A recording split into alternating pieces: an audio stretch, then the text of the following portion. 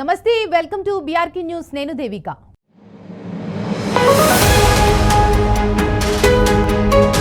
ప్రముఖ నటుడు కమల్ హాసన్ కు బెదిరింపులు రావడం కలకలం రేపింది. ఇటీవల కమల్ హాసన్ సనాతన ధర్మం గురించి వివాదాస్పద వ్యాఖ్యలు చేసిన సంగతి తెలిసిందే.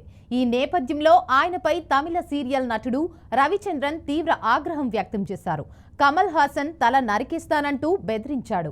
ఆయన చేసిన వ్యాఖ్యలు సినీ రాజకీయ వర్గాల్లో కలకలం రేపుతోంది. యూనివర్సల్ స్టార్ కమల్ హాసన్ ఇటీవల ప్రముఖ హీరో సూర్య స్థాపించిన అగరం ఫౌండేషన్ లో జరిగిన వార్షికోత్సవ వేడుకలకి ముఖ్య అతిథిగా హాజరయ్యారు. ఈ సందర్భంగా అక్కడి విద్యార్థులను ఉద్దేశించి కమల్ మాట్లాడుతూ, నియంతృత్వం, సనాతన బానిసత్వాన్ని అంతం చేయగల శక్తి ఒక్క విద్యకు మాత్రమే ఉంది. ఈ యుద్ధంలో గెలవాలంటే వేరే ఏ ఆయుధాన్ని మీ చేతిలోకి తీసుకోకండి. ఆ విధంగా మీరు గెలవలేరు. మెజారిటీ మూర్ఖులు మిమ్మల్ని ఓడిస్తారు. జ్ఞానం ఓడిపోతుందని మాట్లాడడం జరిగింది. కమల్ మాట్లాడిన ఈ మాటలపై రీసెంట్ గా ప్రముఖ తమిళ టీవీ నటుడు రవిచంద్రన్ మాట్లాడుతూ, సనాతన ధర్మానికి వ్యతిరేకంగా మాట్లాడిన కమల్ హాసన్ ని చంపేస్తానని, తల నరికేస్తానంటూ తీవ్ర వ్యాఖ్యలు చేశాడు. ఇప్పుడు ఈ మాటలు తమిళనాట సంచలనంగా మారాయి. ఇక కమల్ అభిమానులతో పాటు మక్కల్ నీతి మయ్యం పార్టీ కార్యకర్తలు తమిళనాడు వ్యాప్తంగా ఉన్న పలు పోలీస్ స్టేషన్లలో రవిచంద్రన్ పై ఫిర్యాదు చేశారు. రవిచంద్రన్ పై చర్యలు తీసుకొని ఇక ముందు ఎవరు ఎటువంటి వ్యాఖ్యలు చేయకుండా చూడాలని కోరుతున్నారు. రవిచంద్రన్ సుదీర్ఘ కాలం నుంచి పలు రకాల సీరియల్స్ లో చేస్తూ మంచి గుర్తింపు పొందాడు. ముఖ్యంగా పాండియన్ స్టోర్స్ సీరియల్ రవిచంద్రన్ కి ప్రత్యేక గుర్తింపునిచ్చింది.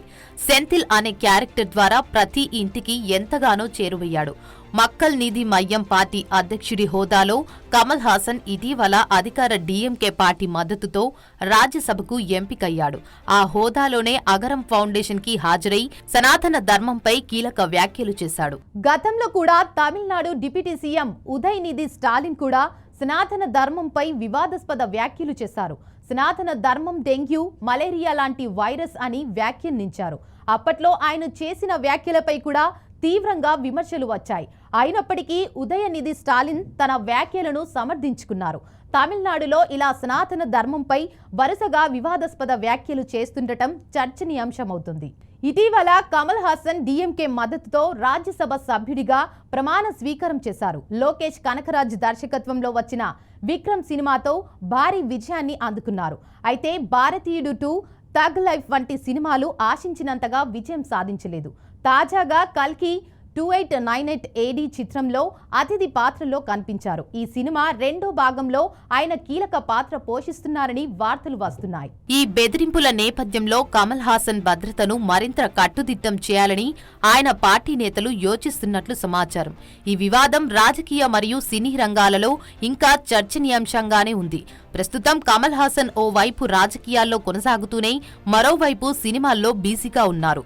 తాజా వ్యాఖ్యలు తమిళనాట పలు చర్చలకు దారితీస్తున్నాయి.